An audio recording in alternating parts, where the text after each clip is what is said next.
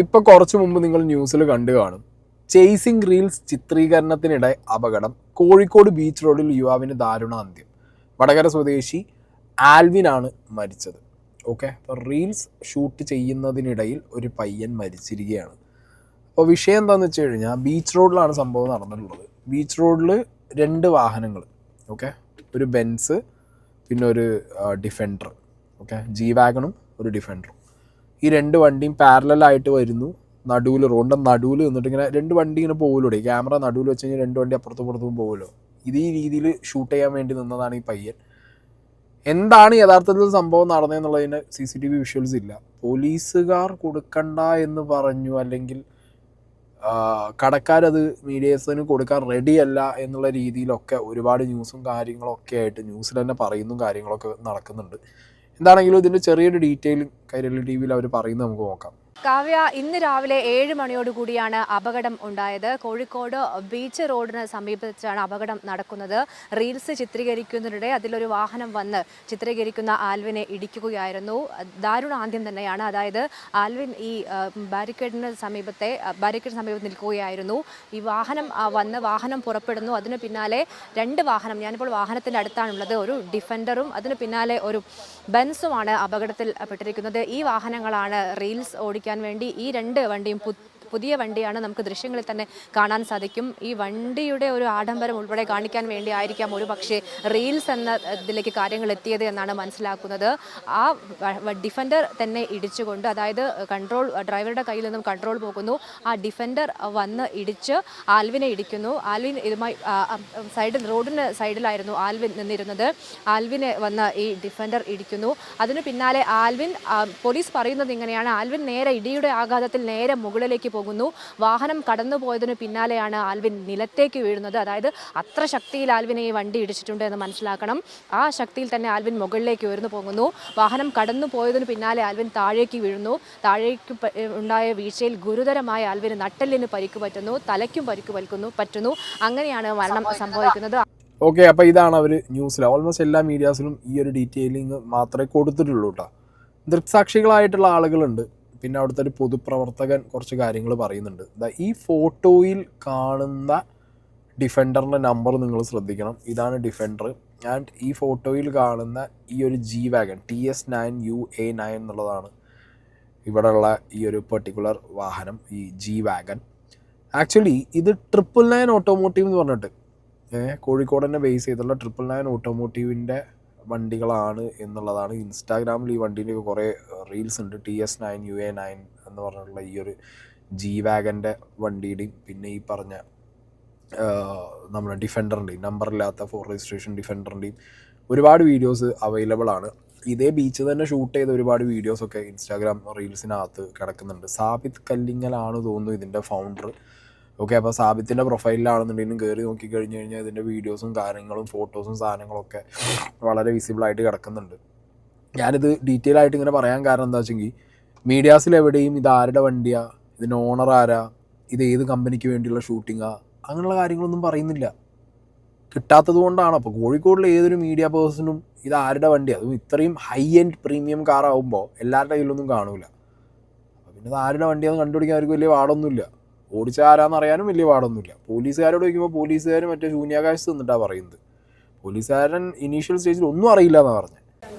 കുട്ടി ഇടിച്ച ആളെ വേറെ അല്ലെങ്കിൽ വണ്ടി പരിക്കുറ്റ ആൾ? അതെ, ഇടിച്ച ആളുടെ പേര് എന്നുള്ള അന്വേഷിക്കണം. നമുക്ക് വണ്ടി കിട്ടിയിട്ടില്ല. വണ്ടി ഇപ്പോൾ അന്വേഷിച്ച് പോയിട്ടുള്ളൂ. അവർ ഉണ്ട്, ഇവിടെ കൊണ്ടുതരാമെന്ന് പറഞ്ഞു. നേരത്തെ പറയാൻ ഹോസ്പിറ്റലിൽ കൊണ്ടുവന്നത്, ഇപ്പോൾ കൊണ്ടുവരുമെന്ന് പറഞ്ഞിട്ടുണ്ട്. സ്റ്റേഷനിൽ പോയിട്ട് നോക്കണം. അതെ, അങ്ങനെ പറഞ്ഞു കേട്ടോ. ഇനിയിപ്പോൾ ബാക്കി ക്യാമറയൊക്കെ നോക്കിയിട്ട് ക്ലിയർ ആയിരുന്നു.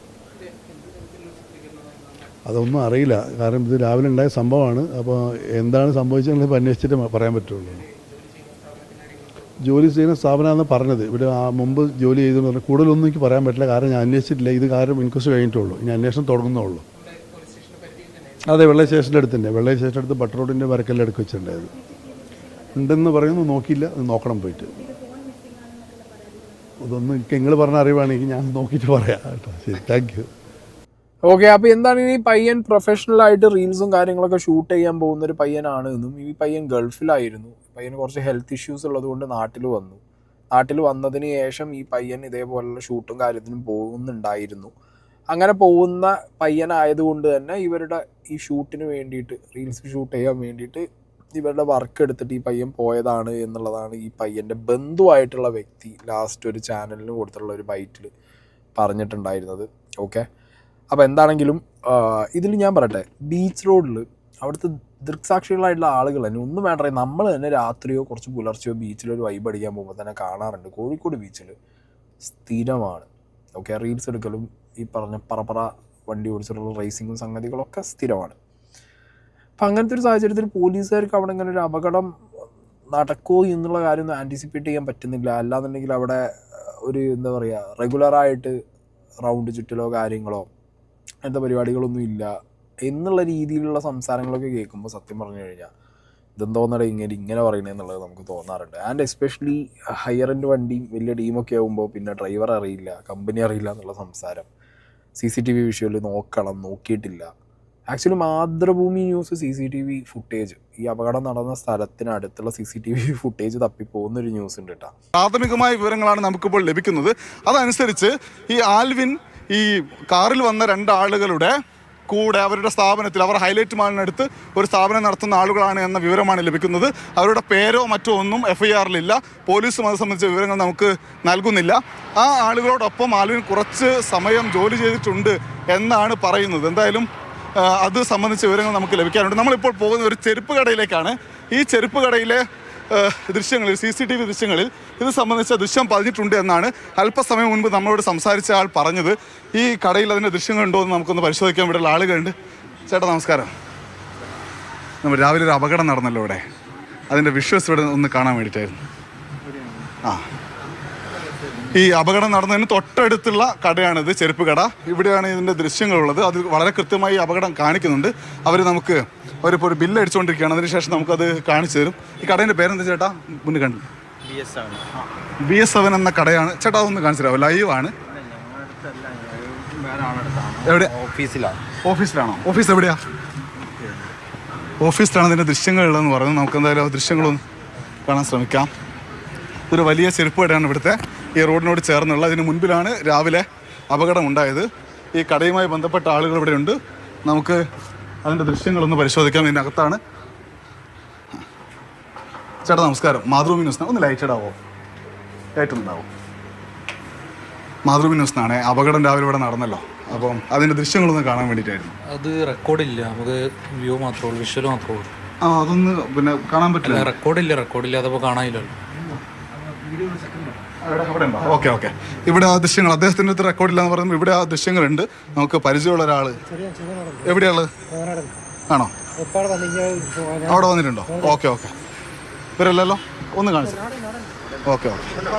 നിങ്ങൾ ഇവിടെ ഒന്ന് കൂടെ വരുമോ? ഇവർ ദൃശ്യങ്ങൾ നേരത്തെ ആളുകൾ കണ്ടതാണ്, പക്ഷേ ഇപ്പോൾ അവർ അത് കൈമാറുന്നില്ല. നമുക്ക് എന്തായാലും ആ ദൃശ്യങ്ങളിലുള്ള ഒരു യുവാവ് അവിടെ വന്നിട്ടുണ്ടെന്ന വിവരമാണ് നമുക്ക് ലഭിക്കുന്നത്. നിങ്ങൾ ആ വിഷ്വൽ കണ്ടിരുന്നോ? കണ്ടില്ല. ഞാൻ എന്നെ വിളിക്കാൻ വന്ന അവരുടെ വീഡിയോ ഉണ്ട്. ഓക്കെ. ഒരു മിനിറ്റ്, നിങ്ങൾ ആ സംഭവം കണ്ടിരുന്നോ? ഞാൻ എത്തുമ്പള്ളി കഴിഞ്ഞില്ല. അതിൻ്റെ വീഡിയോ കണ്ടിരുന്നു? ഇല്ല, ഒന്നും കണ്ടില്ല. ഓക്കെ.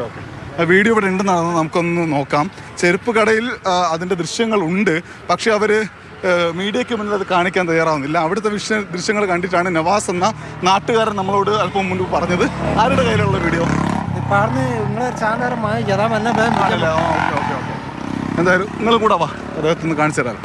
എന്തായാലും ആ ദൃശ്യങ്ങൾ അല്പസമയത്തിനകം നമുക്ക് ലഭിക്കും എന്നാണ് അറിയാൻ കഴിയുന്നത്. ആ ദൃശ്യം ലഭിച്ചു കഴിഞ്ഞാൽ ഈ അപകടത്തിൻ്റെ അല്ലെങ്കിൽ അശ്രദ്ധയുടെ തീവ്രത എത്ര എന്ന് നമുക്ക് മനസ്സിലാക്കാൻ കഴിയും. മാതൃഭൂമി ന്യൂസ് കയറി ചെന്ന് വിഷ്വൽസ് ചോദിച്ചപ്പോൾ വിഷ്വൽ കൊടുത്തിട്ടില്ല, അവർ റെക്കോർഡ് ചെയ്തില്ല എന്നൊക്കെയാണ് അവർ പറഞ്ഞത്. പക്ഷേ വിഷ്വൽ കണ്ട ആൾ കൃത്യമായിട്ട് പറയുന്നുണ്ട് വിഷ്വൽ കണ്ടിട്ടുണ്ട്, കണ്ടതിന് ശേഷമാണ് അയാൾ സംസാരിക്കണമെന്ന് പറഞ്ഞിട്ടാണ് അയാൾ സംസാരിച്ചു തുടങ്ങിയത്. ഇതിൽ ഉള്ളൊരു കോംപ്ലിക്കേഷൻ ഞാൻ പറഞ്ഞുതരാം. ഇതിനകത്ത് പോലീസുകാർ കൃത്യമായി ഇടപെട്ടില്ല എന്നുണ്ടെങ്കിൽ നാളെ ഇനിയും ഇതേപോലെ റോഡുകളിൽ ജീവൻ പൊലിയാനുള്ള സാധ്യത ഉണ്ട്. ഇതൊരു ലൈക്ക് നോർമൽ വണ്ടിയല്ല, ഒരു ഹയർ എൻഡ് വണ്ടിയാണ്. ഡിഫൻഡറോ അല്ലെങ്കിൽ ജി വാഗണോ, ഇത് ഏതാ ഇടിച്ചതെന്നുള്ളത് CCTV വിഷ്വൽസില്ലാതെ നമുക്ക് പറയാൻ പറ്റില്ല. ഞാൻ ചില വിഷ്വൽസിനകത്ത് ജി വാഗണിൻ്റെ മുകളിൽ ഡെൻറ്റ് കണ്ടു, സ്ക്രാച്ച് കണ്ടു. അപ്പോൾ ഏത് വണ്ടിയാണ് ഇടിച്ചതെന്നുള്ളതിനെ കുറിച്ച് പിന്നെ ആളുകളോട് ചോദിക്കുമ്പം സ്വാഭാവികമായി സാധാരണക്കാർക്ക് ഇത് ഏതാ, ബെൻസിൻ്റെ ചിഹ്നം കണ്ട ബെൻസ്, മറ്റേത് ഡിഫൻഡർ എന്നുള്ള ഇപ്പോൾ സിനിമയിലൊക്കെ വന്നിട്ടില്ലെങ്കിൽ ആളുകൾ പറഞ്ഞിട്ടില്ല, അവർക്ക് ഒരു പിടുത്തമില്ല ഇത് ഏതാ വണ്ടി എന്നുള്ളത്. കറുത്ത വണ്ടി അങ്ങനെയാണ് അവർ പറയുന്നത്, അവർ ഐഡൻറ്റിഫൈ ചെയ്യുന്നത് അങ്ങനെയാണ്, വലിയ വണ്ടി കറുത്ത വണ്ടി എന്നൊക്കെയാണ് അവർ ഐഡൻറ്റിഫൈ ചെയ്യുന്നത്. സോ CCTV വിഷ്വൽസ് നിർബന്ധം. ഞാൻ ആലോചിക്കുന്നത് ഈ നാട്ടിൽ അല്ലെങ്കിൽ എന്ത് ചെറിയ ഇഷ്യൂ ഉണ്ടെങ്കിൽ അടക്കം CCTV മീഡിയക്കാർക്ക് കിട്ടുന്നതാണ്. ഞാനിപ്പോൾ ഈ വീഡിയോ എടുക്കുന്ന സമയം ഏകദേശം ഒരു 8 മണിയോടുകൂടി അടുപ്പിച്ചായിട്ടുണ്ട്.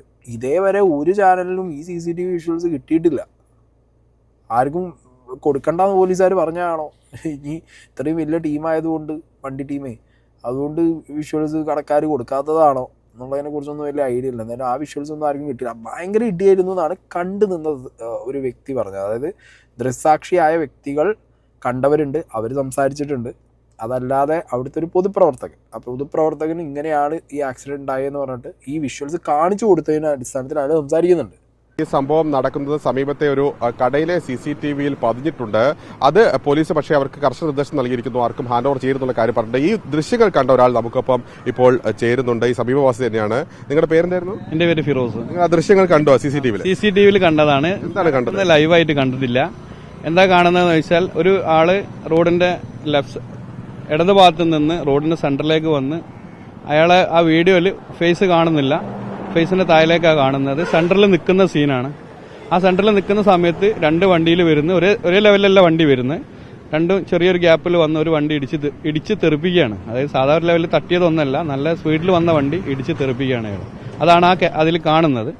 അതിന് ശേഷം ഞാൻ ഇവിടുത്തെ ഒരു പൊതുപ്രവർത്തകനാണ്, ഇവിടെ കാര്യങ്ങൾ ഇവിടെ വന്ന് അന്വേഷിച്ചപ്പോൾ ആ വണ്ടിയിൽ വന്ന ആൾ തന്നെയാണ്. അവരെ റീൽസ് എടുക്കാൻ വേണ്ടിയിട്ട് ഈ വണ്ടി അതിന്റെ ലെഫ്റ്റ് സൈഡിലെ റോഡിൽ ഇറങ്ങിയിട്ട് ഇങ്ങോട്ട് ക്രോസ് ചെയ്തതാണ് റൈറ്റ് സൈഡിലെ റോഡിലേക്ക്. രണ്ട് റോഡാണല്ലോ. അതിൽ തന്നെ ഇയാൾ വന്ന് അവർ റൗണ്ട് ചെയ്ത് വരുന്ന സമയത്ത് വീഡിയോ എടുക്കാൻ വേണ്ടി സെന്ററിൽ നിന്നതാണ്. ആദ്യം 2 വണ്ടിയും ഒരേ ലെവലിൽ വരികയായിരുന്നു. കറക്റ്റ് അല്ല വരുന്നത്, ഒരേ ലെവലിലല്ല, ചെറിയൊരു ഗ്യാപ്പിൽ വന്ന് ഒരു വണ്ടി ഇയാൾ ഇടിച്ച് തെറിപ്പിക്കുകയാണ്. വേഗത്തിലാണ് വരുന്നത്. ഈ വണ്ടി നല്ല ഇടിയാണ്. അപ്പോൾ വണ്ടി സ്പീഡ് ഉണ്ടായതുകൊണ്ടാണല്ലോ വണ്ടി ഇടിച്ച് തെറിച്ചു പോകുന്നുണ്ട് ആള്. അത് ആ ക്യാമറയിൽ കാണുന്നുണ്ട്. ഡിഫൻഡർ കാറാണ് ഇടി. അത് ഏതാ കാർ എന്നുള്ളത് കറക്റ്റ് ഞാൻ രണ്ടിലേതൊരു കാറാണ്, ഏതാ ബെൻസ് ആണോ ഡിഫൻഡർ ആണോ എന്നുള്ളത് അത് ക്യാമറ നോക്കിയാൽ ഞാൻ ആ ക്യാമറ എനിക്ക് ആള് കാണിച്ചു തന്നാണ്. ഇവിടെ ഉള്ള ഒരാള് പൊതു കാര്യങ്ങൾക്ക് ഇടപെടുന്ന ആൾ എന്ന നിലയിൽ കാണിച്ചു തന്നാണ്. പക്ഷെ അയാൾ ഫോർവേഡ് ചെയ്യാനോ പിന്നെ അത് അന്വേഷിച്ചപ്പോൾ കിട്ടിയിട്ടില്ല സാധനം. കണ്ട ആരെങ്കിലും ഉണ്ടായിരുന്ന സമയത്ത്? അതായത് കറക്റ്റ് നടക്കുമ്പോൾ ലൈവ് കണ്ട ആളില്ല. പക്ഷെ ആ സമയത്ത് എത്തിയ 1-2 ആളുകൾ ഉണ്ടായിരുന്നു. അവരാണ് അവരെ വണ്ടിയിൽ തന്നെ ആളെ എടുത്ത് ഹോസ്പിറ്റലിൽ കൊണ്ടുപോകാനുള്ള സംവിധാനം അവരെ കൂടിയ 2-3 പേര് ചെയ്തിട്ടുണ്ട്. അപ്പം പോലീസ് എത്തിയിട്ടുണ്ടായിരുന്നില്ല ആ സമയത്ത്? ആ സമയത്ത് പോലീസില്ല. ഇവർ വന്നിട്ട് പറഞ്ഞിട്ടാണ് പോലീസ് വന്നത്. ഓക്കെ, അപ്പോൾ ഡിഫൻഡർ പോയി ഈ പയ്യനെ അതിവേഗതയിൽ തട്ടി എന്നാണ് പറയുന്നത്. ഡിഫൻഡറിന് എന്താണെങ്കിലും ഇത്രയും കോടിക്കണക്കിന് വിലയുള്ള വണ്ടിക്ക് അഡാസ് ഫീച്ചേഴ്സ് കാണാതിരിക്കില്ല.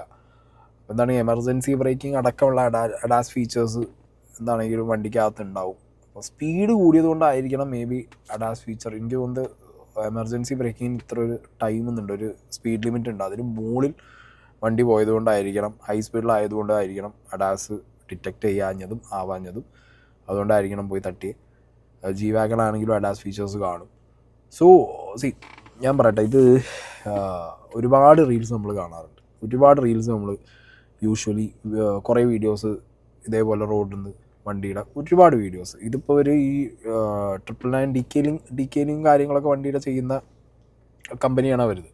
സോ അതിൻ്റെ പർപ്പസിൻ്റെ പ്രൊമോഷന് വേണ്ടിയിട്ടായിരിക്കണം അവർ വീഡിയോസും സാധനങ്ങളൊക്കെ ഷൂട്ട് ചെയ്തിട്ട് ഇതേപോലെ റോട്ടിൽ നിന്ന് ഇടുന്നത്.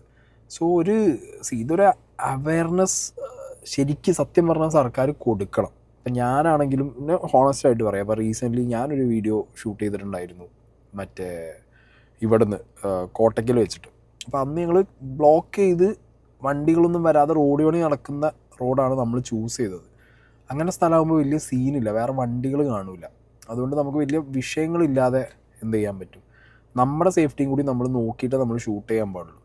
ഇതിപ്പോൾ എനിക്ക് തോന്നുന്നു രാവിലെ സമയം ഓപ്റ്റ് ചെയ്തിട്ടുണ്ടാവുക, വണ്ടി കുറഞ്ഞ സ്ഥലം. അതേപോലെ ഏറ്റവും കൂടുതൽ റീൽസ് എനിക്ക് തോന്നുന്ന ആളുകൾ എടുക്കുന്നത് ഈ ഒരു ബീച്ച് സൈഡിൽ വെച്ചിട്ടാണ്. അതുകൊണ്ടൊക്കെ ആയിരിക്കണം. പിന്നെ ആ ഒരു വിഷ്വലി ഭംഗി, ആ 2 റോഡ്, മരം, ബീച്ച് സൈഡ്, അതുകൊണ്ടായിരിക്കണം അത് ഓപ്റ്റ് ചെയ്തിട്ടുണ്ടാവുക.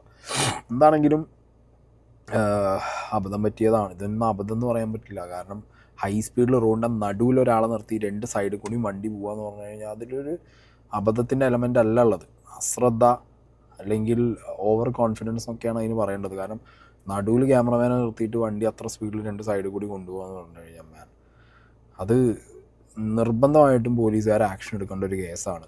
പിന്നെ ഇതിൽ CCTV ഇല്ല, കമ്പനി അറിയില്ല, ഓണർ അറിയില്ല, ഓടിച്ചതാരാ അറിയില്ല എന്നുള്ള വാദമൊക്കെ ആണെന്നുണ്ടെങ്കിൽ പിന്നെ പണത്തിൻ്റെ മുകളിൽ വരുന്നും പറക്കില്ല എന്നുള്ള സ്കീമിലേക്ക് കാര്യങ്ങൾ നമ്മൾ ചിന്തിച്ചെടുക്കേണ്ടിയിരിക്കുന്നു.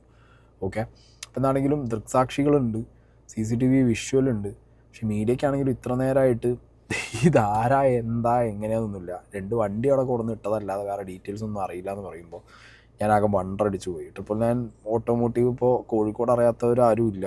ഓക്കെ, അതിൻ്റെ ഇപ്പോൾ ഈ പറഞ്ഞ മാതിരി ഫൗണ്ടർ സാബിത്ത് കല്ലിങ്കൽ എന്നുള്ളതും ഇൻസ്റ്റാഗ്രാമിൽ അത്യാവശ്യം അയാളുടെ റീൽസും കാര്യങ്ങളൊക്കെ കാണുന്നവർക്ക് നന്നായിട്ട് അറിയാം.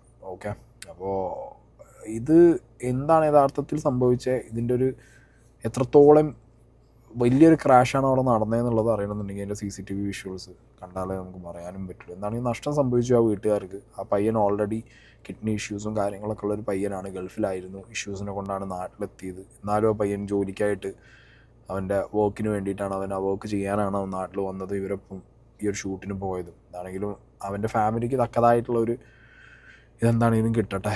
ഓക്കെ, എന്താണെങ്കിലും ശ്രദ്ധിക്കുക, റീൽസും സാധനങ്ങളൊക്കെ എടുക്കാൻ പോകുന്ന സമയത്ത് റോഡിൽ നിന്നാവുമ്പോൾ എവിടുന്ന് എപ്പോൾ വേണേൽ എന്ത് വേണേൽ സംഭവിക്കാം. സോ അങ്ങനത്തെ ഡേഞ്ചറും കാര്യങ്ങളൊക്കെ ഒഴിവാക്കിയിട്ട് ദയവ് ചെയ്തിട്ട് റീൽസും സംഗതികളും എടുക്കാൻ വേണ്ടി ശ്രമിക്കുക.